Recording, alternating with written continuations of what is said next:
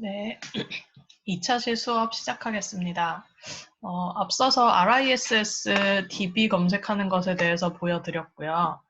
이 D도 사실 다 비슷한 거여서 이런 국내 DB를 활용을 하시면 여러 가지 과학 분야의 논문들을 검색이 가능하고 주의하실 점은 뭐 보고서라던가 국내 특허 아니면 학위 논문, 학술 대회에서 아주 짧게 초록만 발표한 이런 결과들이 전체적으로 나오기 때문에 좀 잘 논문을 고르셔야 된다는 거, 그리고 논문 원문을 이용을 하려면 학교에서 접속하시는 게 좋다는 거, 네, 이런 것들을 아시고 활용을 하시면 되겠고요.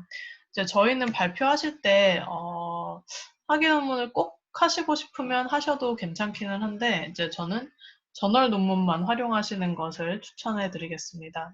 학위 논문은 저널 논문에 비해서 주제는 거의 비슷하지만 좀 더 많은 주제를 담고 있고 좀 덜 정제된 연구를 담고 있는 경우도 많아서 좀 컴팩트하게 정리한, 보다 많은 사람들이 읽을 수 있도록 정리한 저널 논문을 저희는 읽는 것이 좋을 것 같습니다. 그래서 저널 논문만 보시라는 건 여기서 꼭 기억을 하시고요. 그리고 많은 경우에는 이런 특수 DB가 아니라 과기대 도서관 홈페이지에 가서 검색을 하시면 바로 도서관에서 원문을 제공하는 경우가 많기 때문에 그 방법으로 자기 키워드를 사용해서 검색하시는 것도 좋은 방법입니다. 네. 다음은 광범위 DB가 아니라 특수한 주제가 정해지면 그 주제만을 다루는 학회에 가서 학회에서 발행하는 저널을 찾아보는 것입니다. 저는 오늘 두 가지 학회지에 대해서 보여드릴 건데, 첫 번째는 환경보건학회로서 환경 그리고 보건, 환경보건에 대한 다양한 연구 주제들을 다루고 발표를 하고 있습니다. 그래서 국문으로 대부분 발표가 되는데 영문 논문도 같이 발표를 하고 있습니다. 이렇게 보시면 되고, 두 번째는 영문으로만 발표하는 국내 학회 논문도 있습니다. 먼저 이렇게 환경보건학회지에 들어가 볼게요.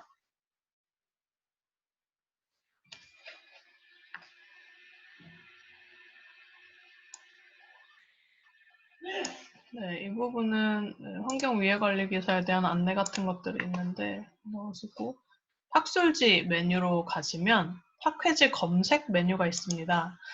별도로 회원가입이나 이런 거 없이 학회지를 검색을 하고 원문을 보실 수 있어서 여기서 검색하시는 것도 좋은 것 같아요. 권호별로 이렇게 검색을 할 수도 있고, 논문명을 그냥 전체 권호 따지지 않고 검색을 할 수도 있습니다. 그래서 2019년에 6번이 나왔죠. 두 달에 한 번 나오기 때문에 이 중에서 선택을 하실 수도 있고요. 근데 보통 이거는 저희가 어떤 논문이 몇 권에 실렸더라라는 걸 알 때 쓰는 것이고, 이렇게 전체를 선택하신 다음에 여기서 검색어를 입력을 하시면 연도에 상관없이, 권호에 상관없이 논문을 찾으실 수가 있습니다. 저는 납에 대해서 검색을 해볼게요. 납 위해성. 간단한 키워드를 넣어보겠습니다.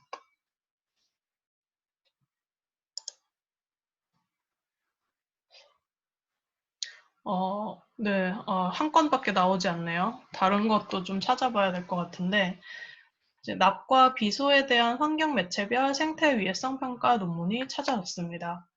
이걸 클릭하셔도 되고, 원문 보기를 하셔도 되고, 저장해서 PDF 보시기를 하셔도 됩니다. 여기는 국문 내용이기는 하지만 초록을 영문으로 쓰게 되어 있어요. 그래서 전반적으로 어떤 연구를 했는지를 보려면 제가 초록을 봐야 한다고 했죠. 그래서 이 연구는 무엇을 한 것이고, 그러니까 납이랑 비소에 대해서 생태 위해성 평가를 한 것이라고 되어 있죠. 그리고 어떤 방법으로 했는지, 나중에 이 SSD, 피넷, 이런 것들 다 배우시게 될 겁니다. 이런 것들을 활용해서 연구를 했고 결과는 어땠다, 위험했다 또는 위해하지 않았다, 이런 것들을 얘기를 하고 있습니다. 그래서 이 논문이 자기가 찾고 싶어하는 주제랑 적합하다라고 하시면 이제 원문 저장을 해서 활용을 하시면 되겠습니다. 이외에도 이제 그냥 최근에 어떤 논문들이 가장 많이 어떤 논문들이 발표가 되고 있나 이런 것들을 보시려면 이 권호 검색을 하셔서 10건이 실렸죠. 손 위생 관리를 비교하는 것, 보건에 관련한 것이고, 항생제 내성 연구, 그다음에 유해 화학 물질 노출 관련한 이제 기술 개발 연구 같은 것들도 있고, 네, PM10에 대한 연구도 있습니다. 그래서 쭉 보시면서 이제 자기 주제를 찾는 것도 좋고, 주제를 검색해서 찾는 것도 좋고, 네, 그렇게 하시면 될 것 같습니다.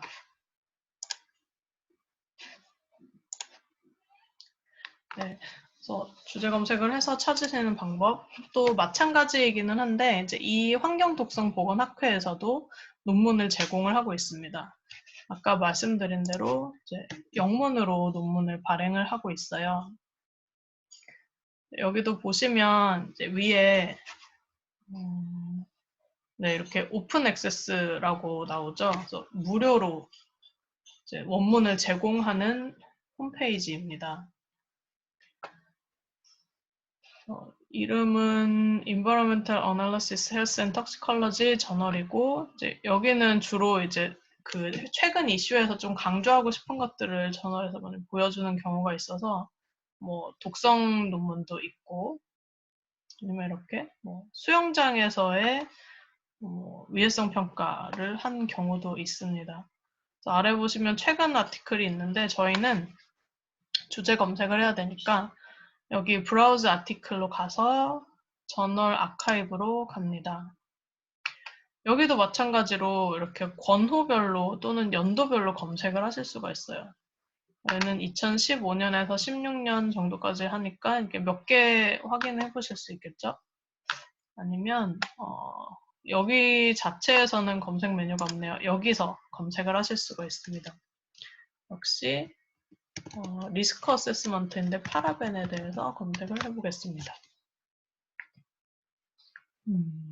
여기는 독성 관련한 자료밖에 없어요. 파라벤으로 검색을 했더니 이제 4가지 파라벤과 그 조합에 데프니아 마그나, 알리비브리오 피셔라이에 대한 독성 실험 결과를 이제 논문화한 것이 하나 나왔고요. 2018년에 발표가 되었고 5번 인용이 되었습니다. 또 이거는 징크 피리스티온이라는 살충제로 알고 있는데 이것의 에스트로제닉 액티비티를 평가한 논문이 있네요. 파라벤으로 검색을 했는데 왜 나왔는지 잘 모르겠지만 이것도 2017년에 발표가 됐고 3번 인용이 됐습니다. 또 파라벤의 위해성 평가에 대해서 찾을 수 없으니 그냥 일반적으로 리스크 어세스먼트에 대해서 또 검색을 해볼 수 있을 것 같아요. 좀 더 많이 나오네요. 쭉 내려보면서 이런 논문의 경우 이제 공중화장실에서 그 방향제처럼 사용이 되는 나프탈렌 볼에 대해서 위해성 평가를 한 논문이 있어요. 그래서 얼마만큼 흡입되는지 그리고 이 나프탈렌이 발암성이 있는 것으로 알려져 있기 때문에 이제 그걸 통해서 발암 위험은 어느 정도 되는지 이런 것들을 계산한 논문일 것 같습니다. 그래서 이런 식으로 들어가서 마음에 드는 논문이 있으면 역시 제목과 인용 횟수 이런 것들을 확인을 하시고 앱스트랙트를 확인을 해봅니다. 그래서 자기가 생각하는 연구 내용이랑 맞는지 이런 것들을 확인을 해볼 수가 있고 여기는 이제 무료로 원문을 제공하는 사이트이기 때문에 이렇게 쭉 볼 수가 있어요. 메소드랑 결과랑. 그래서 한번 쭉 구경을 해보시고 이제 논문을 결정을 하시면 되겠죠.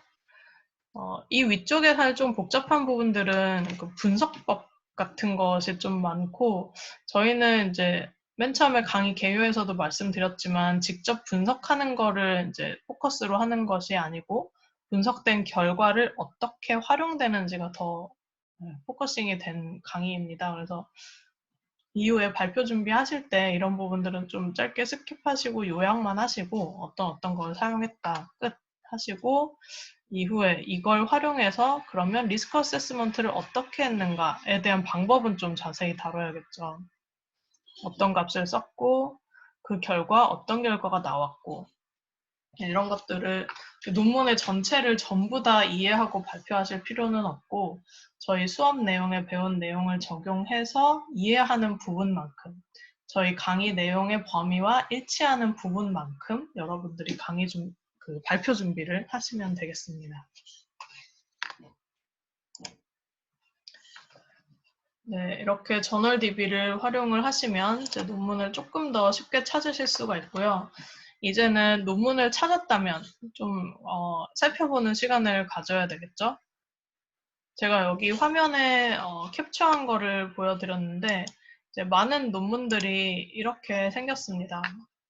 그 PDF 형태로 저널을 다운받아 보시면 편집본을 여기 나오는 것이 이제 저널의 이름입니다. Environment International이라는 저널이죠.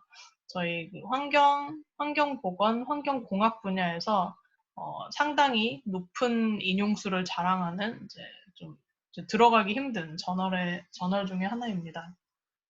인터내셔널이고 이 위에 있는 것이 이제 논문을 쓴 저자나 제목 대신 알 수 있는 정보예요. 2016년에 발표된 것이고 95권에 30에서 35페이지까지 되었다는 것을 여기 표시해서 이것만 검색을 해도 이 논문을 쉽게 찾을 수가 있습니다. 그리고 이렇게 저널명이랑 날짜를 보시면 되고요. 그 다음에 이제 제목. 자기가 고른 거니까 이미 읽어봤겠죠. 파라벤에 대한 조사인데 이제 상용 의약품에서 분석한 결과예요. 그리고 그걸 통해서 사람들에게 얼마나 노출되고 있나를 계산한 논문입니다. 그리고 저자가 아주 중요한 건 아니지만 보시고 간혹 가다가 이제 나는 이쪽 연구에서 가장 잘 나가는 또는 가장 유명한 사람의 연구를 보겠다라고 하면 저자가 중요할 수도 있겠죠. 그래서 저자를 확인을 하시고 저자의 소속입니다. 어느 기관에서 근무를 하고 일하는지 연구하는지에 대한 소속이어서 저자 정보 확인하시고 그 다음으로 보면 앱스트랙과 키워드를 확인을 할 수 있습니다. 논문 편집본별로 위치는 다를 수 있지만 이제 처음 타이틀 페이지를 보면 모두 이 정보가 들어가게 되어 있습니다. 여기 있는 거는 이제 언제 발표가 됐고 언제부터 투고가 시작됐는지에 대한 히스토리니까 크게 중요하지는 않고요. 키워드를 보시면 파라벤, 그 다음에 occurrence, 얼마나 나왔는지, 그리고 pharmaceutical, 의약품에 대해서 조사를 한 것이고 implication, human exposure라고 해서 사람들에게 얼마나 노출되는지를 평가한 논문이란 것을 알 수 있도록 키워드가 작성이 되어 있습니다. 그리고 초록도 계속 제가 강조하지만 읽어보시면 이 연구를 왜 했고 어떻게 했고 결과가 어땠고 왜 중요한지 결론 이렇게 대부분의 앱스트랙트는 이렇게 형태가 정해져 있습니다. 구조에 맞춰서 사람들이 작성을 하기 때문에 전형적인 형태로 되어 있어서 좀 더 저희가 몇 번 읽다 보면 이해하기 쉽도록 되어 있습니다.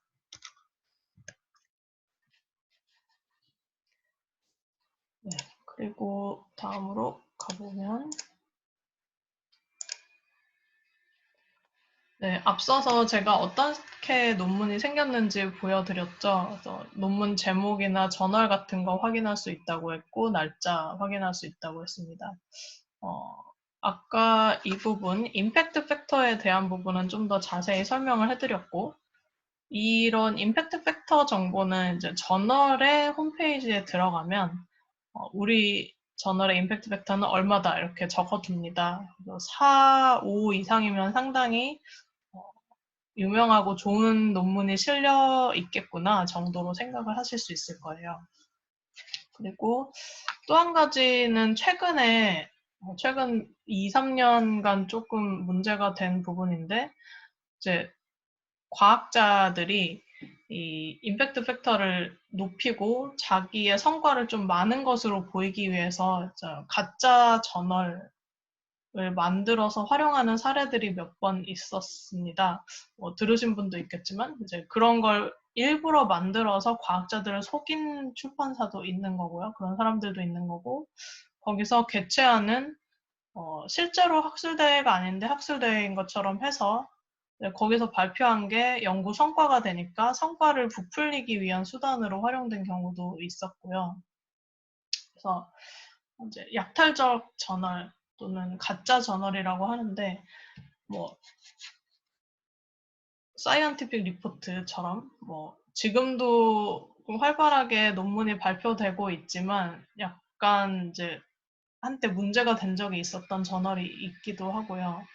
네, 이런 것들도 있으니 저널은 좀 임팩트 팩터 위주로 보되 문제가 있는지 없는지도 살피는 것도 간혹 가다가 필요할 수가 있습니다. 이 부분은 지금 수준에서 크게 중요한 것은 아니지만 네, 그런 사례도 있다라는 정도로 알고 계시면 될 것 같고요. 다시 보시면 앞에는 이제 타이틀 페이지였고 대부분의 논문은 내용이 이렇게 구성이 되어 있습니다. 인트로덕션, 연구 소개, 방법, 결과, 토론, 또 결론. 네, 이렇게 구성이 되어 있어요. 네, 이 초록은 아까 논문 요약이라고 했고, 이제 여기에 대부분 저자가 주장하고 싶은 내용이 들어가게 됩니다. 나중에 연구 내용을 좀 더 자세히 읽어보면 이 초록에서 저자가 주장한 문장과는 좀 다른 내용이 들어가 있기도 합니다. 이제 저자가 생각하기에는 아주 이만큼 중요한 것 같다라고 해서 초록을 쓸 수도 있기 때문에 이제 나중에 자기가 읽은 것과 이제 저자가 초록에 쓴 것과 이제 좀 객관적인 비교를 하는 작업도 비판적인 작업도 필요할 수 있습니다. 네, 그만큼 이제 초록에는 저자가 하고 싶은 말을 요약해서 썼다는 점, 꼭 읽어봐야 된다는 점 아시면 될 것 같고요. 이제 맨 처음 나오는 부분이 인트로덕션입니다. 이 연구를 소개하는 거죠. 왜 하게 됐고, 이제 이 연구를 하는데 그 대상은 어떤 것인지 소개를 하게 됩니다. 그리고 이 연구의 궁극적인 목적, 뭘 하려고 하는 거다라는 것이 인트로덕션 파트의 마지막에 보면 있습니다. 그래서 전체적으로 막 길게 읽어볼 시간이 없을 때는 문단의 맨 첫 문장에서 무슨 얘기를 하는지 쭉쭉 넘어가다가 뭐 인트로덕션 마지막 파트에 가서 이 연구의 objective 또는 aim 이런 식으로 목적을 얘기하는데 그걸 위주로 보면 좀 더 빠르게 논문 전체적인 내용을 파악을 할 수가 있습니다. 그리고 이제 그 다음이 방법인데 연구 방법은 제가 뭐 중요하게 생각하지 않아서 여기 넣진 않았는데 말 그대로 연구를 어떻게 했는지 메소드를 기술을 한 것이고요. 아주 이상적으로는 이 방법만 읽으면 그 다음 연구자도 같이 하지 않은 연구자도 그 결과를 똑같이 재현할 수 있도록 작성을 해야 됩니다.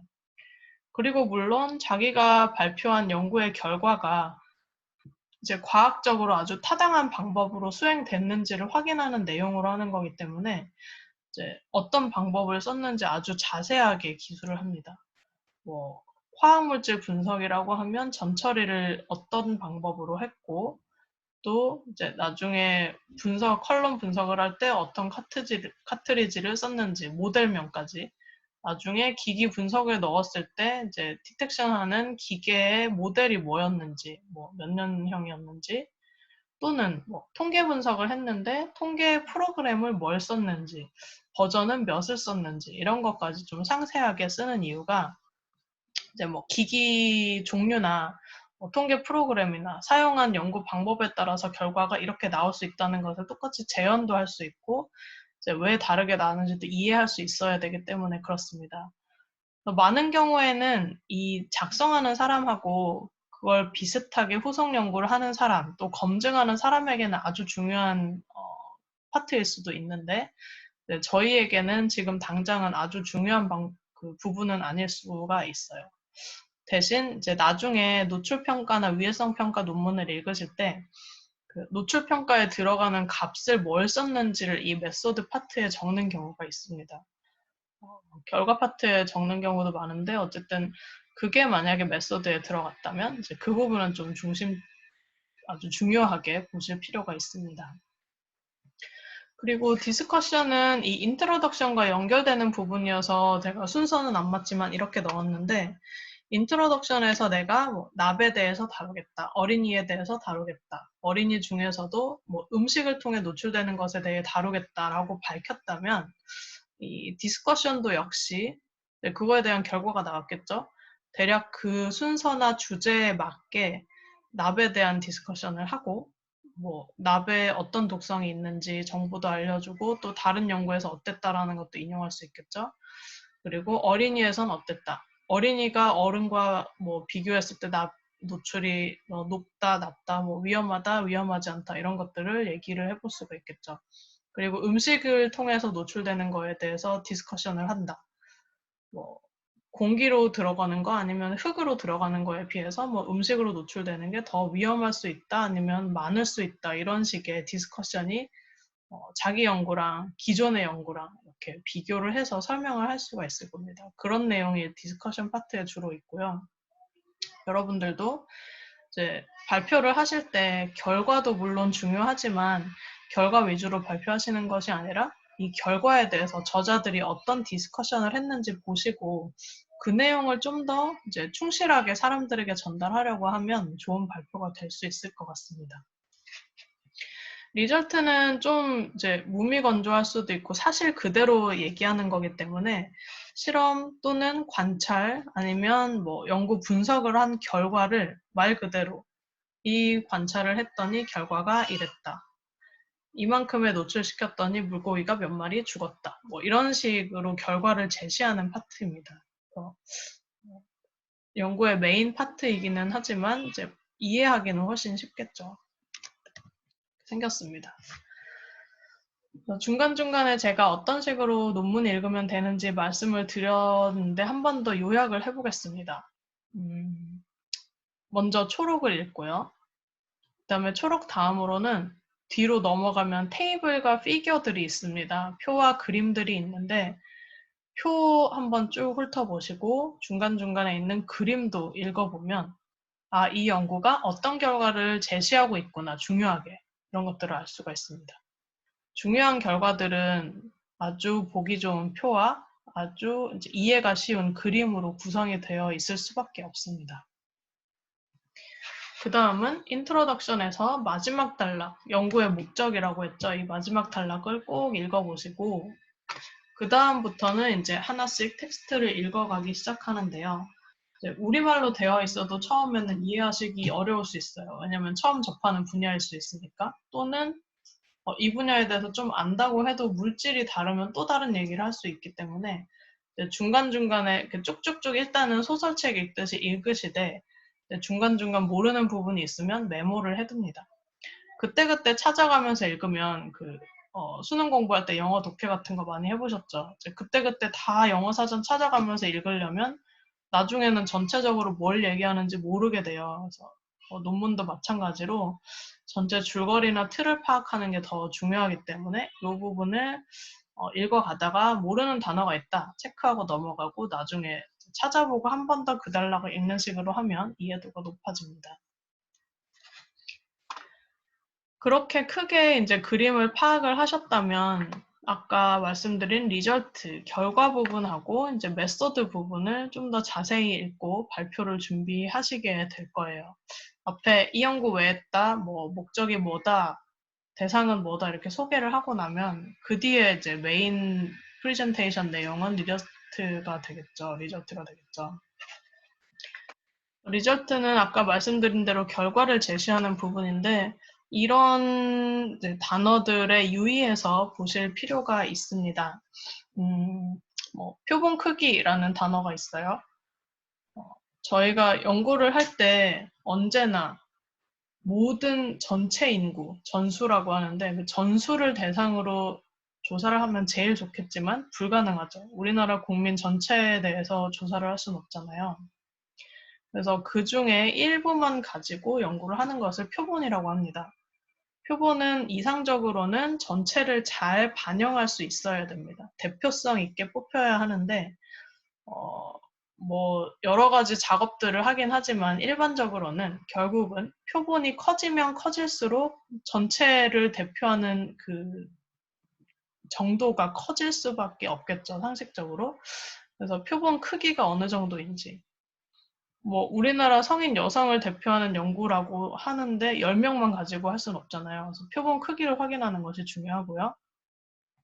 그다음에 결과를 제시할 때 읽다 보시면 이제 유의한 결과가 나왔다. 뭐 유의하게 증가했다.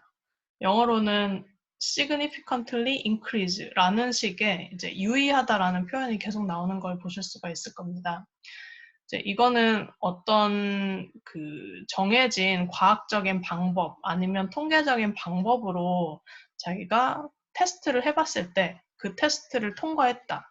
그러니까 이것은 객관적으로 봐도 이제 의미 있는 결과이다라는 뜻으로 이야기를 하는 거예요. 그래서 A 그룹과 B 그룹을 이제 뭐 키를 비교를 했어요. 161이었고 163이었어요. 평균이.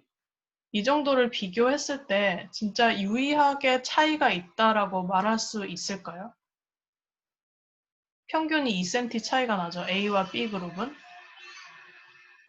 어떤 경우에는 2cm 차이니까 뭐 별 중요하지도 않네. 거의 비슷하네 라고 말할 수도 있을 거고요. 이런 경우는 유의하지 않다라고 말할 수 있습니다. 그런데 어떤 경우는 A그룹에 161인 사람이 100%였고 B그룹에 163인 경우가 100%였어요. 그러면 이 경우는 정말로 2cm밖에 차이가 아니지만 차이가 난다라고 말할 수가 있습니다. 통계적으로 이제 검증을 해봐도 그렇게 나오고요. 이제 그런 경우는 똑같이 2cm 차이지만 평균 2cm 차이지만 유의한 차이다라고 말을 할 수가 있습니다. 실험 경과나 연구 결과들도 이런 식의 경우가 되게 많아요. A 집단의 평균이 이만큼이었고 B 집단의 평균이 아주 높았어요. 그런데 사실 이 A와 B 집단의 표준 편차를 구해보니까 그 범위가 너무 커서 이제 거의 표준 편차는 겹친다라고 했을 때 평균값의 차이는 중요하지 않고 통계적으로는 유의하지 않다라고 결론을 내려야 됩니다. 이런 식의 결과 제시를 좀 구분할 필요가 있습니다. 논문을 읽으실 때. 그런 걸 무시하고 이제 주장하는 저자들은 이제 과학적인 사실에 근거한 주장을 하는 것은 아닌 거죠. 그래서 그런 것들을 확인하기 위해서 봐야 하는 것이 아까 말씀드린 이제 평균의 표준 편차 또는 이제 신뢰 구간 같은 것들입니다. 그래서 딱 단순한 값 하나만 제시하는 게 아니라 표준 편차와 신뢰 구간 등을 같이 제시를 해야 읽는 사람들도 과학적으로 이건 받아들일 수 있구나 아니면 없구나 이런 것들을 판단을 할 수 있겠죠. 다음은 메소드인데 이제 리절트를 읽으면서 이 결과는 과학적으로 정말 타당하게 얻은 결과일까? 라는 것이 궁금해질 때 이제 돌아가서 읽는 식으로 하는 것이 좀 효율적입니다. 그리고 아까 말씀드린 대로 재현할 수 있도록 자세히 쓰여 있는 것이 일반적입니다. 네, 그럼 이제 논문을 다 읽었다고 치고 이런 질문을 해서 내가 이 논문을 다 이해했는가? 또 이제 발표하면서 디스커션 할 준비가 되었는가라는 것을 점검을 해볼 수가 있을 것 같습니다. 이 연구에서 특별히 다루는 문제가 무엇이고 왜 중요한지 파악했는지, 과학적 관찰 실험 방법이 과학적으로 타당하고 받아들여질 수 있는 괜찮은 방법인지, 그리고 구체적인 결과 무엇인지 그리고 자기가 자기 스스로 한두 문장으로 요약할 수 있는지도 확인을 해볼 필요가 있습니다. 그리고 이 연구가 이제 증거 뒷받침된다고 생각하는지 아니면 이제 간혹 가다가 저자들이 이렇게 쭉 실험 결과를 나열했는데 워낙 뭐 결과가 많은 것도 있고 강조하고 싶은 게 다를 수도 있어서 그렇지만 이제 아니면 임의로 의도적으로 누락하는 경우도 있습니다. 뭐 이런 결과가 나왔는데 해석하기가 좀 어려운 경우가 있어요.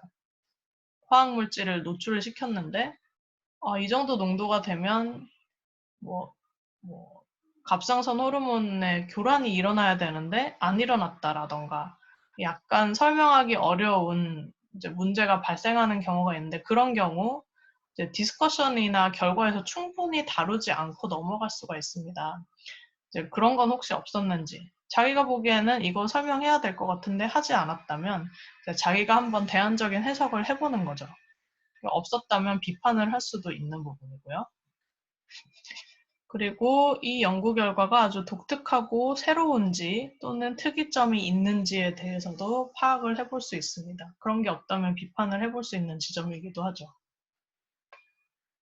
그리고 이제 이 부분은 실제 연구하는 분들에게 더 관련이 있는 거기는 한데 평소에 관심 있던 분야랑 어떤 연관성이 있고 이 논문을 읽어서 좀 구체적으로 도움을 받을 수 있는 건 어떤 것이고 그러면 도움을 받아서 추가적인 후속 연구는 뭘 할 수 있는지 이런 거를 이제 점검을 해볼 수가 있습니다. 이런 걸 한 번 더 질문을 던져보시고 나중에 발표 준비할 때 꼭 활용을 해보시면 좋겠습니다.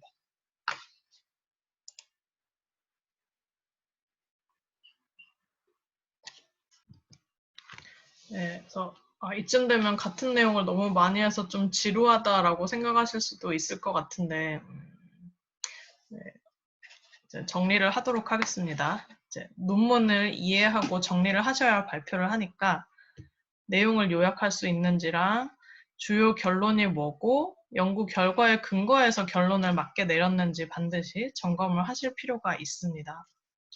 그리고 이제 이 부분은 발표할 때 가장 중요한 부분이어서 한 번 더 강조를 하겠습니다. 발표하는 분들 그리고 같은 조원들 스스로 이 논문을 비판적으로 바라보는 것입니다. 처음에 논문을 읽으면 그 저자들이 하는 내용을 이해하기에 급급해서 비판적으로 보기 어렵기는 해요. 그렇지만 이제 두 번, 세 번 정도 읽고 무슨 얘기를 하려는지 파악을 하고 나서 보다 보면 비판적으로 바라볼 수가 있게 됩니다. 우선은 이제 논리적으로 쓰였는지, 논문을 읽었는데 이해가 어렵다라고 하면 자기의 이해력이 부족한 것보다는 그 사람이 잘 못 썼을 가능성도 높습니다. 아니면 이제 결과를 프리젠트하는 방식이 표나 그림이 좀 어설프다. 이런 식일 수가 있기 때문에 그 부분도 비판을 해볼 수 있는 부분이고요. 그 다음, 문장을 잘 쓸수록 이해하기가 쉽겠죠. 그리고 문단도 이렇게 스토리가 있게 이해하기 쉽게 독자들을 위해서 구성했는지도 비판을 해볼 수가 있습니다.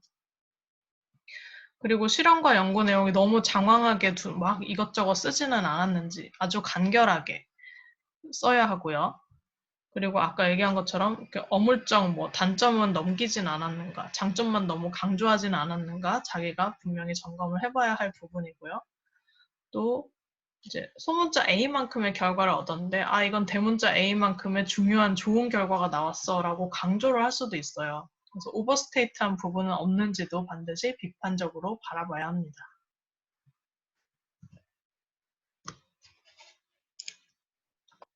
네, 이제 여기서부터는 제가 논문 읽기 사례를 좀 보여드릴 거예요. 몇 가지 이제 제가 발표한 논문도 있고 제가 관여한 논문들을 가져와 봤는데 다음 시간에 사례 중심으로 논문에 대해서 좀 보여드리도록 하겠습니다. 그래서 어떤 것들이 있고 주제별로 어떤 논문을 발표하실 수 있는지 좀 이렇게 감을 잡으실 수 있는 시간이 되도록 해보겠습니다.